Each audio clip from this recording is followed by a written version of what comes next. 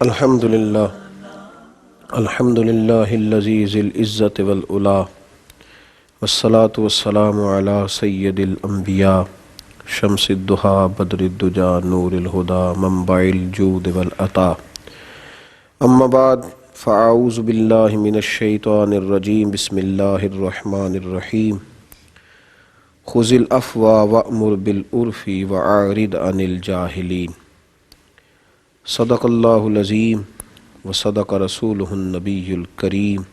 ان اللہ وملائکتہ یصلون علی النبی یا ایہا الذین آمنوا صلوا علیہ وسلموا تسلیما الصلاۃ والسلام علیک یا سیدی یا رسول اللہ وعلی آلک واصحابک یا سیدی یا حبیب اللہ الصلاۃ والسلام علیک یا سیدی یا رحمۃ للعالمین وعلی آلک واصحابک یا سیدی یا خاتم النبیین۔ حمد و صلوات کے بعد راہ عمل کی اس نشست میں ہم درگزر کے حوالے سے، معافی کے حوالے سے اور انسانی معاشرے کی اس بہت بڑی ضرورت کے حوالے سے کچھ باتیں آپ کی خدمت میں عرض کریں گے۔ قرآن مجید کی سورہ آل عمران میں اللہ تبارک و تعالی نے ارشاد فرمایا خذ العفو، فرمایا درگزر کو اختیار کریں،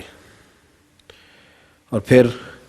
درگزر کے ساتھ ساتھ ارشاد فرمایا کہ وَأْمُرْ بِالْعُرْفِ،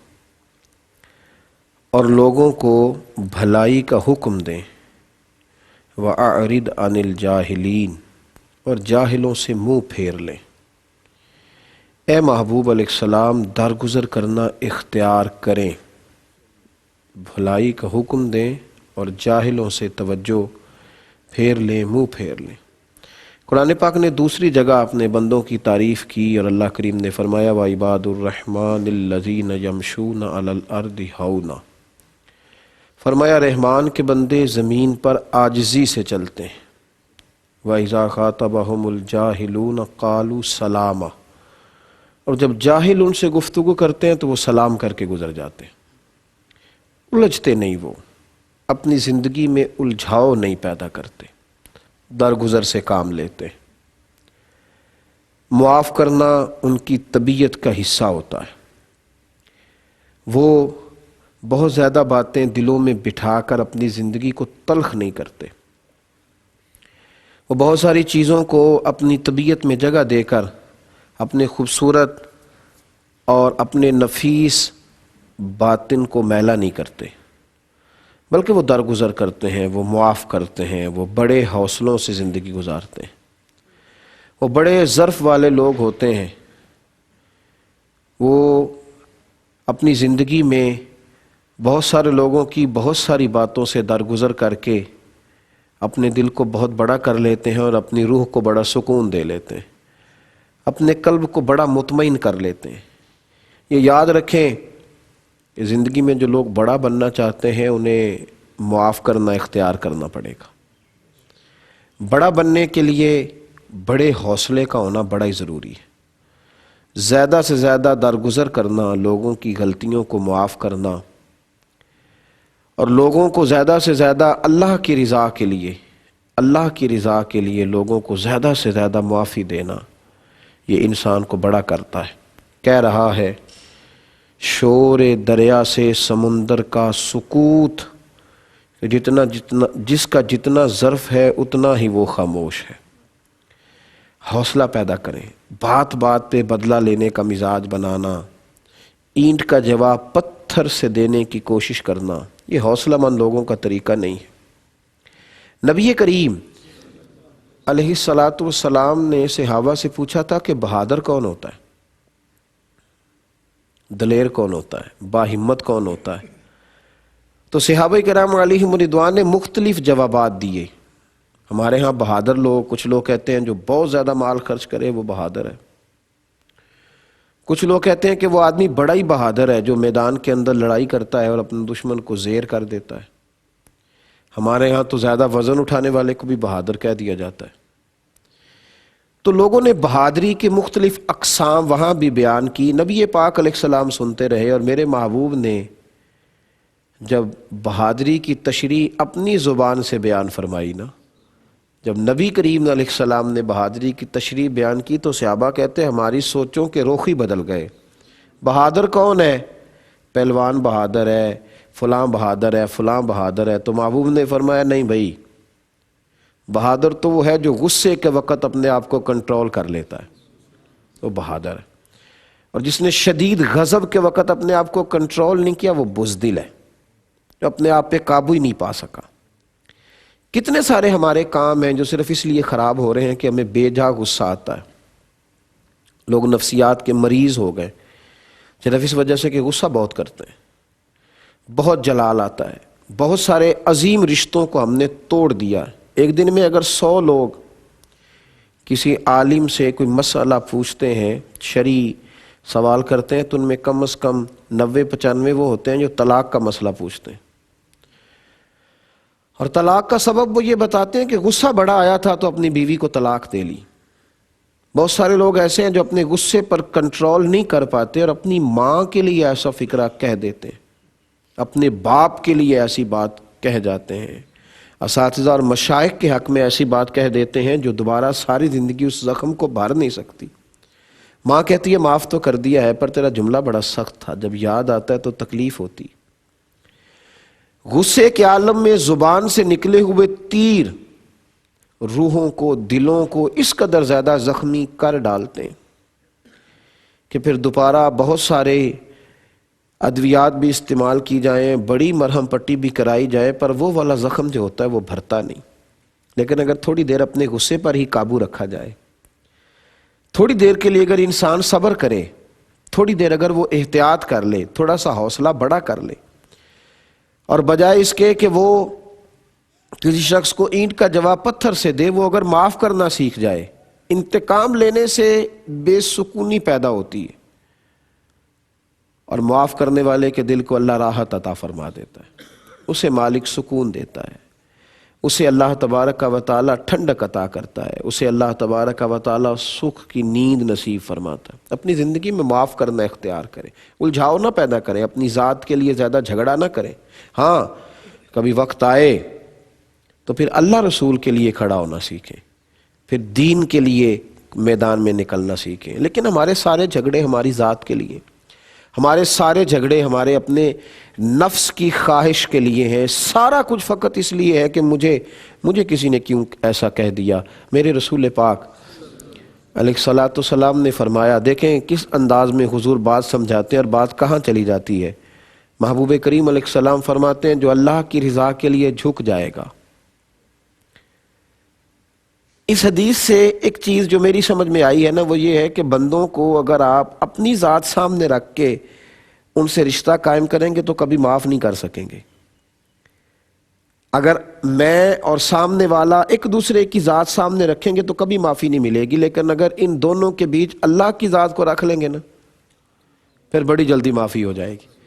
اگر سامنے والے کے اور اپنے بیچ اپنے رب رسول کی ذات کو رکھیں گے نا، دین کو رکھیں گے، پھر معافی دینا آسان ہو جائے گا، پھر نیکی کرنا آسان ہو جائے گا، پھر سامنے والے سے پیار کرنا آسان ہو جائے گا۔ نبی پاک علیہ الصلاۃ والسلام نے ارشاد فرمایا کہ تم اللہ کی رضا کے لیے جھک جاؤ، لوگوں کو معاف کرو، اللہ تبارک و تعالی تمہیں عزت عطا فرما دے گا، اللہ تمہیں وقار دے گا، معاف کرنے والے کی عزت میں اضافہ ہوگا، اسے اللہ اعزاز دے گا۔ مسند امام احمد بن حنبل میں حدیث ہے، نبی کریم علیہ الصلاۃ والسلام فرماتے ہیں حضرت موسیٰ کلیم اللہ علی نبی نام علیہ الصلاۃ والسلام کوہ طور پہ تشریف لے گئے تو رب کریم کی بارگاہ میں عرض کیا کہ مالک، ہر آدمی کہتا ہے میں بڑا معزز ہوں، اللہ نے بڑی عزت دی ہے جی، بڑی خیر ہے۔ ہر شخص کہتا ہے کہ میں بڑا معزز ہوں، کوئی ذات کے لحاظ سے، کوئی نسب کے لحاظ سے، کوئی کاروبار کے لحاظ سے، کوئی منصب، عہدے اور سوسائٹی میں اپنے معیار کے لحاظ سے لوگ اپنے آپ کو اعزاز والا سمجھتے ہیں۔ تو من اعز عبادک یا اللہ، حضرت موسیٰ کلیم عرض کرنے لگے اے اللہ تو بتا تیری نظر میں معزز بندہ کون سا ہے؟ یا تو ہر آدمی اپنے اپنے لیول میں اپنے اپنے ذہن کے حساب سے معزز بنا بیٹھا ہے، تو مالک تیری نظر میں معزز کون ہے؟ تو رب کریم نے فرمایا اذا قدر غفرا، جس کے پاس بدلہ لینے کی طاقت ہو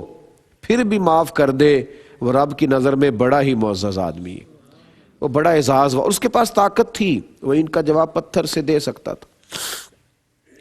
وہ سخت رویہ اختیار کر سکتا تھا، وہ ساری طاقتیں رکھتا تھا، لیکن اس نے اللہ کی رضا کے لیے معاف کیا تو رب فرماتا ہے اس بندے کی میری نظر میں بڑی ہی عزت ہے، وہ بڑا وقار والا ہے جو اپنے مالک کی رضا کے لیے معاف کرے۔ میرے نبی پاک علیہ الصلوۃ والسلام، محبوب دو عالم علیہ السلام کی اگر حیات مبارکہ کو دیکھو گے نا تو میرے محبوب کے لوگ سب سے زیادہ گرویدہ اس لیے ہوئے کہ حضور نے معاف بڑا فرمایا ہے۔ نبی کریم بڑا معاف کرتے تھے، حضور بڑا معاف کرتے تھے۔ جناب سراقہ بن مالک رضی اللہ تعالیٰ عنہ کہتے ہیں میں تو گرفتار کرنے گیا تھا نبی پاک علیہ السلام کو، ہجرت کے راستے میں گرفتار کرنے گیا، کسی کو پکڑنے گیا، اسلحے سے لیس ہو کے گیا، اپنے ساتھ سپاہی لے کر کے گیا، اور کہتے ہیں نبی پاک علیہ السلام کو ایک جگہ میں نے پا لیا، اور جب میں حضور کو گرفتار کرنے لگا تو میرے محبوب کو اللہ نے با اختیار بنایا ہے، حضور نے زمین کو حکم دیا تو زمین نے جناب سراقہ بن مالک کے گھوڑے کی ٹانگیں پکڑ لی۔ کہتے ہیں جب گھوڑا زمین میں دھسنے لگا نا، یہ باتیں ہم سن تو لیتے ہیں لیکن کبھی ان کی گہرائی اور گہرائی میں میرے بھائی جاؤ تو صحیح، دشمن آیا ہے اور گرفتار کرنے آیا ہے اور بلا وجہ آیا ہے کہ اس کی دشمنی نہیں ہے۔ سراقہ بن مالک تو 100 سرخ اونٹوں کے لالچ میں گئے تھے جس کا ابو جہل نے اعلان کیا تھا کہ جو معاذ اللہ انہیں گرفتار کرے گا انہیں ملیں گے، تو لالچ کے لیے آئے تھے، کوئی ذاتی دشمنی بھی نہیں۔ جو آدمی اس انداز میں آئے اور پھر انسان کا اس پر قبضہ ہو جائے، یعنی یوں سمجھ لیں کہ چور گھر میں آیا اور اس پر ہمارا قبضہ ہو گیا، قاتل گھر میں قتل کرنے آیا پر ہمارے قابو آ گیا، تو کہتے ہیں جب ٹانگیں گھوڑے کی زمین میں دھسنے لگی نا تو میں نے کہا یا رسول اللہ معاف کر دے۔ ڈاکو قابو آیا ہو اور بندہ اسے معاف کرے، قاتل ہمارے قبضے میں آ جائے اور انسان معاف کرے، خاصا مشکل کام ہے۔ لیکن سراقہ کہتے ہیں میں نے کہا حضور معاف کر دیں تو میرے محبوب نے 1 منٹ بھی نہیں لگایا، فوراً کہا جا میں نے معاف کیا، جا میں نے معاف کیا۔ سراقہ کہتے ہیں کہ میں نے پھر حملہ کرنا چاہا، میں پھر آگے بڑھا، یہ مشکل کام ہے، یہ آسان نہیں ہے۔ کہتے ہیں میں نے دوبارہ حملہ کرنا چاہا، اور جب میں نبی پاک علیہ السلام کے قریب ہونے لگا میرے دل میں خیال آیا، انسان ذرا دیر سے مانتا ہے کہ شاید گھوڑا پھسل گیا ہو، شاید کوئی معاملہ اور ہو۔ جب میں گرفتار کرنے کے لیے آگے بڑھا تو حضور نے پھر زمین کو حکم دیا۔ ذرا سوچنا، ذرا اس پر غور کرنا کہ ایک آدمی کو بھی معاف کیا ہے لیکن وہ باز نہیں آیا، اس نے ابھی معافی ملی ہے اور ابھی دوبارہ حملہ کر دیا ہے اور ہے ہمارے قابو میں۔ نبی پاک علیہ السلام نے پھر زمین کو حکم دیا، زمین نے پھر گھوڑے کی ٹانگیں پکڑ لیں، جب دھسنے لگے پھر کہا حضور معاف کر دے، ابھی تو معافی دی تھی، تو نہیں باز آتا، تو نہیں باز آئے گا۔ لیکن کہتے ہیں میرے محبوب کا کرم، میرے محبوب کی رحمت اور میرے رسول پاک علیہ الصلوۃ والسلام کا انداز دیکھے، میں نے دوبارہ معافی مانگی تو حضور نے چند سیکنڈ بھی نہیں لگائے، فرمایا جا تجھے معاف کیا۔ سراقہ بن مالک کہتے ہیں کہ میرے اندر کے نفس کا یہ حال تھا کہ میں نے تیسری دفعہ حملہ کر دیا، اور جب میں نبی کریم صلی اللہ تعالی علیہ وآلہ وسلم کے قریب گیا تو حضور نے پھر زمین کو حکم دیا، زمین نے پھر گھوڑے کی ٹانگیں پکڑ لی، اور جب دھسنے لگا تو میرے اندر سے آواز آئی اب ذرا مشکل ہے چونکہ 3 دفعہ ہو گیا لیکن میں پھر کوشش کرتا ہوں۔ میں نے کہا یا رسول اللہ معاف کر دیں، کہتے قربان جاؤں محبوب کے حوصلے کے، حضور نے بالکل دیر نہیں لگائی، جب نبی پاک نے کہا نا جا تجھے معاف کیا تو سراقہ کہتے ہیں پھر میرے اندر سے آواز آئی کہ سراقہ جو اتنی دفعہ معاف کرے وہ عام نہیں، وہ اللہ کا لاڈلا رسول ہے۔ کہتے ہیں تیسری دفعہ حضور نے معاف کیا تو میں نے کلمہ پڑھنا شروع کر دیا، میں حضور کا غلام ہو گیا۔ اس کا مطلب ہے معاف کر کے تو آپ کسی کو غلام بنا سکتے ہیں، بدلہ لے کے تو آدمی دشمن ہی بنتا ہے۔ آپ بدلے لیتے جائیں دشمنیاں بڑھتی جائیں گی، آپ معاف کرتے جائیں لوگ غلامی کرتے جائیں گے، محبت کرتے جائیں گے، وارفتگی ہوتی جائے گی، قرب ہوتا جائے۔ معاف کریں، حوصلہ بڑا کریں، اپنی طبیعت کے اندر یہ چیز پیدا کریں، ذرا معاف تو کر کے دیکھیں۔ نبی پاک علیہ السلام ایک صحابی کی طرف تشریف لے گئے تو اپنے غلام کو مار رہے تھے، تو حضور صلی اللہ علیہ وسلم نے فرمایا اسے معاف کرو۔ ہمارے پاس بڑے بہانے ہوتے ہیں نا، معافی دینے کا ارادہ نہیں ہوتا تو پھر بہت بہانے، بہت باتیں، بہت دلائل، کہ یا رسول اللہ صلی اللہ علیہ وسلم کتنی دفعہ معاف کروں، کتنی دفعہ معاف کروں، یہ ہر بات پہ غلطی کرتا ہے، ہر بات پہ یہ چیزوں کو توڑتا ہے، ہر دفعہ میرا نقصان، آخر کتنا معاف کروں؟ تو کہتے میری سوچ نہیں تھی جتنی بڑی حضور نے بات کر دی، اور اتنی بڑی میرے محبوب نے بات کی کہ بالکل زاویہ نگاہ بدل کے رکھ دیا۔ یا رسول اللہ کتنی دفعہ معاف کروں؟ کہتے بڑے حوصلے اور اطمینان سے کھلے چہرے کے ساتھ نبی پاک علیہ السلام نے فرمایا اتنی دفعہ معاف کر جتنی دفعہ میرا رب تجھے معاف کرتا ہے۔ ذرا گننا اپنی زندگی کی غلطیاں، شمار کر اپنے گناہوں کو، حساب کر اپنی کوتاہیوں کا، غور کر کہاں کہاں تو بھولتا ہے۔ ایک دن میں کتنی اذانیں ہوتی ہیں تو کتنی نمازیں چھوڑتا ہے، کتنی جگہ دل توڑتا ہے، کتنی جگہ اس کی زمین پر رہ کر اس کی نافرمانی کرتا ہے، اس کا رزق کھا کر کے کس قدر زیادہ تو اس کے قانون کو توڑتا ہے، اور جتنی دفعہ وہ تجھے معاف کرتا ہے نا تو بھی تھوڑا حوصلہ کر، تو بھی دوسروں کو معاف کر۔ تو میرے بھائی درگزر سے، معافی سے، اور حضور صلی اللہ تعالیٰ علیہ وسلم نے تو ہمیں رحمت حاصل کرنے کا طریقہ بتلایا، فرمایا تم اللہ کے بندوں پہ رحم کرو اللہ تم پہ رحم کرے گا، تم اللہ کے بندوں کو معاف کرو اللہ تمہیں معاف کرے گا۔ میرے حبیب کریم علیہ الصلاۃ والسلام اس درگزر کو، اس معافی کو پسند کرتے۔ غورث بن حارث ایک شخص تھا، وہ کہتے ہیں نبی کریم علیہ الصلاۃ والسلام ایک جہاد سے واپس آ رہے تھے، تو جب نبی پاک صلی اللہ تعالیٰ علیہ وسلم جہاد سے واپس آئے نا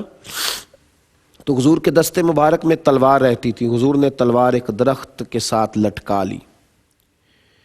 اور محبوب اس درخت کے پاس آرام کرنے لگے۔ صحابہ ذرا دور دور اپنی اپنی جگہوں پہ تھکے ہوئے تھے، سفر کی تھکان تھی، آرام کر رہے تھے۔ غورث بن حارث کہتے ہیں جب میری نظر پڑی تو میں نے کہا موقع بڑا اچھا ہے، میں نے وہ تلوار اتاری اور میں نے تلوار اتار کے نیام سے نکالی، تو میں نے کہا کہ حضور علیہ الصلاۃ والسلام آرام کر رہے تھے، میں نے کہا کہ اب میں پورا قابو پا گیا ہوں، معاذ اللہ میں شہید کر دوں گا۔ کہتے جب میں نے تلوار نکالی تو میرے محبوب نے آنکھیں کھولی، نبی کریم علیہ الصلاۃ والسلام بڑے اطمینان سے اٹھے، دستار مبارک کو سیدھا کیا، تو غورث بن حارث کہنے لگا آپ میرے قابو میں ہیں، اب آپ کو مجھ سے کون بچائے گا؟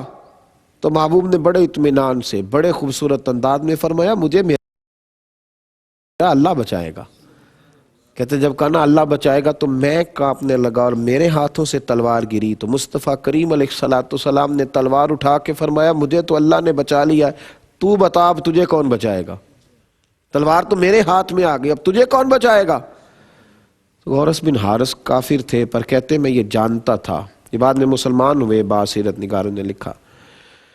کہنے لگے کہ میں یہ جانتا تھا کہ حضور درگزر بڑا کرتے ہیں، معاف بڑا کرتے ہیں۔ جب مصطفیٰ کریم علیہ السلام نے فرمایا نا اب تجھے کون بچائے گا، تو میں نے کہا یا رسول اللہ مجھے آپ کا درگزر کرنے والا وصف بچائے گا،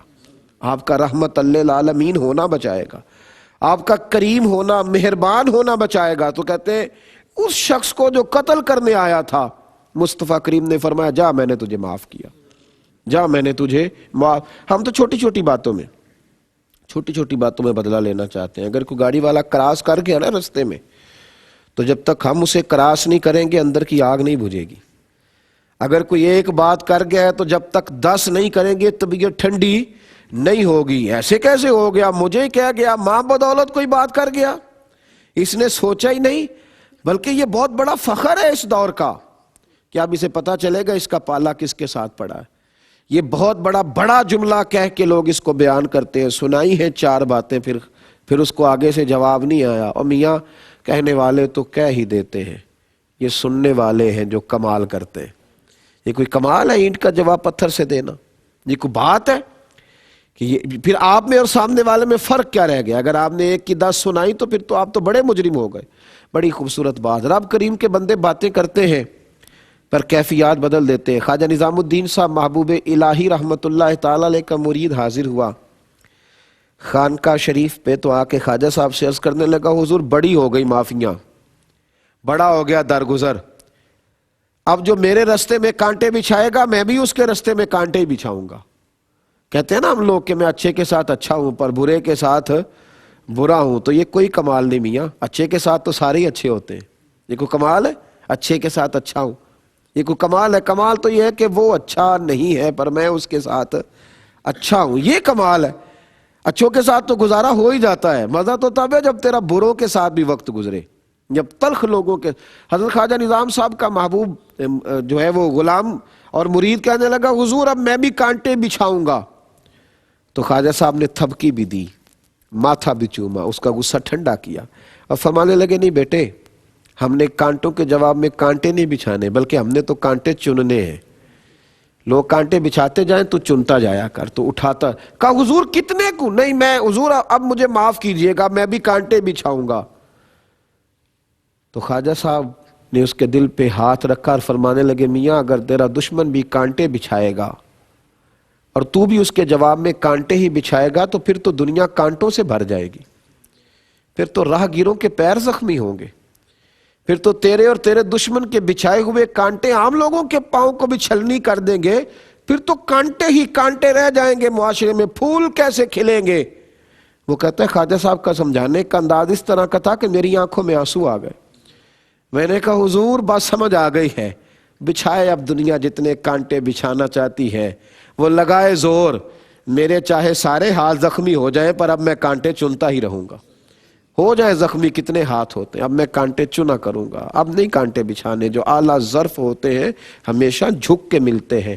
سراہی سرنگوں ہو کر بھرا کرتی ہے پیمانے، او بھائی تو جھکے گا تو کسی کا پیمانہ بھرے گا، تو اکڑا رہے گا تو کیسے پیمانہ بھرے گا۔ حضرت مولا علی شیر خدا کرم اللہ تعالی وجہ الکریم سے کسی نے کہا تھا حضور عقل مند کون ہوتا ہے؟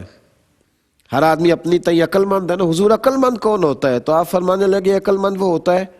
جسے بیوقوفوں سے گزارا کرنا آ جائے، جسے دشمنوں کے بیچ وقت گزارنے کا سلیقہ آ جائے، جسے سخت لوگوں کے درمیان بھی میٹھا اور ٹھنڈا اور تحمل والا رہنے کا طریقہ ہے، وہ آدمی عقل مند ہوتا ہے، وہ باشعور ہوتا ہے۔ اگر آپ ان کا جواب پتھر سے دینے لگے تو آپ میں اور سامنے والے میں کیا فرق رہ گیا؟ حضرت امام زین العابدین رضی اللہ تعالیٰ عنہ، امام علی مقام سیدنا امام حسین رضی اللہ تعالیٰ عنہ کے کربلا میں بچنے والے اکیلے بیٹے، اہل بیت نبوت کے سپہ سالار مسجد نبوی شریف سے نکلے تو کسی حکمران نے کسی آدمی کو پیسے دیے کہ امام کا بڑا اکرام ہے، بڑی عزت ہے، لوگ بڑا پیار کرتے تھے، تو وہ جلنے لگا، کہنے لگا جب یہ مسجد سے نکلے تو معاذ اللہ تم نے انہیں برا بھلا کہنا۔ امام صاحب مسجد سے نکلے، ساتھ دو تین عقیدت مند بھی تھے، غلام بھی تھے، خدام بھی تھے، آپ جا رہے ہیں وہ برا بھلا کہہ رہا ہے، آپ کے خادمے نے کچھ کہنا چاہا تو امام صاحب فرمانے لگے کہنے دو جو کہتا ہے، ہمارا کیا بگڑتا ہے، کہنے دو۔ خادم کہتے ہیں کہ پہلے جس رفتار سے امام زین العابدین چلا کرتے تھے نا، آج وہ رفتار کم کر دی، چھوٹے قدم اٹھانے لگے، اسے زیادہ باتیں کرنے کا موقع دیا، زیادہ باتیں کرنے کا۔ ہم تو دشمن کو بھی پاکیزہ سزا دیتے، بہت زیادہ باتیں۔ گھر آپ کا قریب آیا تو فرمانے لگے میاں کوئی بات رہ گئی ہو تو کر لو، میرا گھر قریب آ گیا ہے، کر لو کوئی بات۔ وہ شخص کہتا ہے کہ بس یہ امام کا جواب سنا تو میرے اوپر تو بجلیاں گری، تو میں نے کہا حضور یہ آپ کیا کہہ رہے ہیں؟ تو آپ فرمانے لگے ابھی تو تم نے میرے وہ عیب بیان کیے جن کا تمہیں پتا تھا، کچھ تو چھپے ہوئے ہیں جس کی تمہیں خبر ہی نہیں ہے۔ یہ لفظ بیان کیے تو کہتے ہیں دوسری بجلی مجھ پہ گری تو عزت والی دادی کا عزت والا پوتا اور شانوں والے دادا کا شانوں والا پوتا تیری نسل پاک میں ہے، بچہ بچہ نور کا، تو ہے عین نور، تیرا سب گھرانہ نور کا۔ امام زین العابدین مجھے اپنے دروازے پہ کھڑا کر کے کہنے لگے ذرا ٹھہرو، میں آیا۔ اندر گئے، کچھ کھجوریں لائے، شہد کی ایک بوتل لائے، اور اس گالی دینے والے کو کہنا بڑا آسان ہے، ذرا اس جگہ پہ اپنے آپ کو کھڑا کرنا جس نے کہاں سے لے کر کہاں تک گالیاں دی، ایک بوتل شہد کی دی، پھر اسے کھجوریں دی۔ وہ شخص کہتا ہے میرے پاس لفظ ہی نہ بچے، جملے ہی نہ بچے، مجھے سمجھ ہی نہ آئے کہ حروف کہاں سے لاؤں، میں انسان کے سامنے کھڑا ہوں کہ فرشتے کے سامنے، یہ مٹی کا بنا ہے، یہ صندل اور کستوری کا بنا ہے۔ کہتے کوئی سمجھ نہ آئی۔ اس انداز میں امام نے نوازا۔ جب میرے جملے ختم ہو گئے میں نے سیدنا امام زین العابدین کی طرف دیکھا تو آپ فرمانے لگے ناراض نہ ہونا، میرے دادا مولا علی کی نصیحت تھی کہ بیٹا جو گھر تک آئے اسے خالی نہیں بھیجا کرتے، تو زین العابدین کے دروازے تک آ گیا ہے، کیسے خالی بھیجتا؟ کہتے ہیں میں اتنا بے حال ہوا کہ امام زین العابدین کے قدموں سے لگ گیا اور رو پڑا، میں نے کہا حضور کسی نے پیسے دیے تھے اس بد زبانی کے، اب مجھے معاف کر دے۔ تو امام صاحب فرمانے لگے وہ تو میں کب کا کر چکا ہوں، کوئی اور بات کر۔ کہا حضور پھر کچھ اپنے کرم سے کر دیں۔ تو امام صاحب نے ہاتھ اٹھا کے کہا یا اللہ اپنے فضل سے اس کی بخشش فرما دے، اس پر کرم فرما دے۔ وہ کہتے ہیں دیکھو یہ میں نے ان کا حوصلہ دیکھا، یہ میں نے ان کی شانیں دیکھی، ان لوگوں نے اپنے کرم کی چادر میں گناہگاروں کو چھپائے رکھا،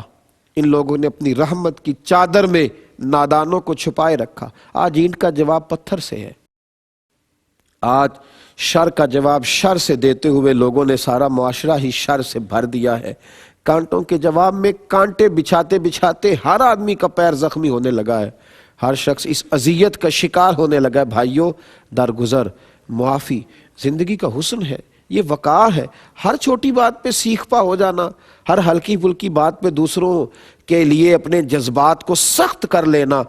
کڑوے کسیلے اور اتنے کمزور جملے بولنا جس سے معاشرے کی ساری فضا آلودہ ہو جائے، حتیٰ کہ ماں باپ کے سامنے، حتیٰ کہ اپنے گھر والوں کے سامنے، حتیٰ کہ دوست احباب کے لیے، اور بعد میں جب حقیقت کا کھلنا تو پھر شرمندگی کے سوا کچھ ہاتھ میں نہ آنا۔ ان چیزوں سے اپنے آپ کو بچانے کے لیے ضروری ہے درگزر کی صفت ہو، یہ معافی کرنے کا حوصلہ ہو ہمارے اندر، دوسروں کو معاف کرنے کا جذبہ ہو۔ حضرت عمر بن عبدالعزیز رحمۃ اللہ تعالی علیہ بہت بڑا نام ہے، اللہ نے آپ کو نوازا، آپ کو ثانی سیدنا فاروق اعظم رضی اللہ تعالیٰ عنہ بھی کہا گیا، اس لیے کہ آپ نے اپنے زمانے میں خود تو فقیری میں زندگی گزاری لیکن امت کو بڑا سکون عطا فرمایا، امت کے ہر فرد کے گھر میں کھانا پہنچایا۔ حضرت عمر بن عبدالعزیز رحمۃ اللہ تعالیٰ علیہ وہ خوبصورت انسان تھے جو عدل بھی کرتے تھے، انصاف بھی کرتے تھے، رعایا سے پیار بھی کرتے تھے، اور رات کو مصلی پہ بیٹھ کے درود و سلام بھی پڑھتے تھے، 5 سپارے قرآن پاک کے بھی تلاوت کرتے تھے۔ آپ وہ خوبصورت انسان تھے کہ جو ٹوپیاں سی کر کے اپنا رزق بھی کمایا کرتے تھے، بڑی شان اللہ نے دی، بڑا وقار دیا۔ وقت کے حکمران لکڑی کے جوتے پہنے ہوئے ہیں، رات کا وقت ہے، رعایا کی خبر گیری کے لیے گلیوں میں گھوم رہے ہیں، ایک بزرگ انسان گلی میں سوئے ہوئے تھے۔ حضرت عمر بن عبدالعزیز رحمۃ اللہ تعالی علیہ جب ان کے پاس سے گزرنے لگے تو ان کے پیر پر آپ کا پیر آ گیا، جوتے لکڑی کے تھے، بزرگ کے پاؤں ننگے تھے، جب ان کے پیر پر پیر آیا تو فٹافٹ اٹھے، سوئے ہوئے بزرگ دیکھ نہ سکے کہ بادشاہ وقت ہیں، 2-4 سپاہی بھی جناب عمر بن عبدالعزیز کے ساتھ، ان بزرگوں نے اٹھتے ہی فوراً وہی جملہ کہا جو روٹین میں لوگ کہتے ہیں، کہنے لگے آپ اندھے ہیں، دکھائی نہیں دیتا؟ مجھ بوڑھے کا پیر آپ نے زخمی کر دیا، اندھے ہیں؟ جب یہ لفظ کہنا آپ اندھے ہیں تو جناب عمر بن عبدالعزیز فرمانے لگے نہیں بزرگوں مجھے نظر آتا ہے۔ وہ جو 7 سپاہی تھے نا، انہوں نے تلواریں نیام سے نکال لی۔ حضرت عمر بن عبدالعزیز فرمانے لگے کیا ہوا؟ کہا حضور اس نے آپ کو اندھا کہا ہے، ہم گردن اڑائیں گے، بے ادب ہے، گستاخ ہے۔ فرمایا نہیں اس نے تھوڑی کہا ہے، کب کہا ہے؟ کہا جناب ابھی کہا ہے۔ فرمانے لگے نہیں انہوں نے تو نہیں کہا۔ کہا حضور کہا ہے۔ تو آپ فرمانے لگے بات تم سے کر رہا تھا کہ میرے ساتھ کر رہا تھا؟ حضور آپ کے ساتھ کر رہا تھا۔ تو فرمانے لگے نادانو اس نے تو ایک سوال پوچھا ہے اور میں نے جواب دے دیا۔ انہوں نے پوچھا ہے آپ اندھے تو نہیں؟ تو میں نے کہہ دیا نہیں مجھے نظر آتا ہے، اس میں جھگڑا کرنے والی کون سی بات ہے؟ انہوں نے تو کہا آپ اندھے تو نہیں؟ تو میں نے کہا نہیں مجھے نظر آتا ہے، ایک سوال تھا اس کا جواب ہو گیا، اس میں جھگڑے والی کیا بات ہوئی؟ سوالوں کے جواب دینا سیکھیں، جھگڑا کرنا نہ سیکھیں۔ آپ کسی سے سوال پوچھ لیں وہ جھگڑا کرے گا، 2-3 باتیں پوچھ لیں وہ جھگڑا کرے گا، دلیل ختم ہو گئی تو اب جھگڑا شروع ہو گیا۔ بھئی آپ سوال کا جواب دیں، آپ جھگڑا کر رہے ہیں، الجھاؤ ہو رہا ہے، لوگ الجھ رہے ہیں، ذرا سی باتوں پر الجھ رہے ہیں۔ معاف کرنے سے آپ کا حوصلہ بھی بڑھے گا، آپ کی تعمیر بھی ہوگی، آپ کی شخصیت بھی نکھرے گی، آپ کے اندر ایک وقار آئے گا۔ جناب باجزید بستامی رحمت اللہ تعالی علیہ صوفیاء کی جماعت میں اتنا بڑا نام ہے، اتنا خوبصورت نام ہے، اتنا وسیع نام ہے کہ آج بھی ان کا ذکر کرتے ہوئے دلوں کو سکون میسر آتا ہے، لوگ آج بھی ان کا نام لے لے کے اپنی روحانیت کو تازہ کرتے ہیں۔ حضرت باجزید بستامی رحمت اللہ علیہ گزر رہے تھے تو ایک نوجوان تپلا سرنگی گانا باجا وہ بجا رہا تھا، ایک غلط کام کر رہا تھا، ایک ناجائز کام ہو رہا تھا، رقص و سرور کی مجلس سجی ہوئی تھی، نوجوانوں کو اس طرف اس نے لگایا ہوا تھا۔ حضرت باجزید بستامی رحمۃ اللہ علیہ گزرے تو فوراً کھڑے ہو گئے، نصیحت کی، فرمایا یہ غلط کام ہے، تیری وجہ سے کئی نوجوان برائی کا شکار ہو رہے ہیں، تجھے اس سے بچنا چاہیے، احتیاط کرنی چاہیے۔ ماننا خاصا مشکل کام ہے، سمجھ جانا خاصا مشکل کام ہے۔ جب آپ نے سمجھایا تو اس نے وہی باجا، اس نے وہی جو سرنگی اور وہی طبلہ جو بجا رہا تھا وہ حضرت باجزید بستامی کے سر میں دے مارا۔ بوڑھے آدمی تھے، سر پھٹ گیا، گھر تشریف لے گئے۔ خدام کہتے ہم نے تیاری کر لی کہ شام کو نکلیں گے ہم بھی ڈنڈے لے کے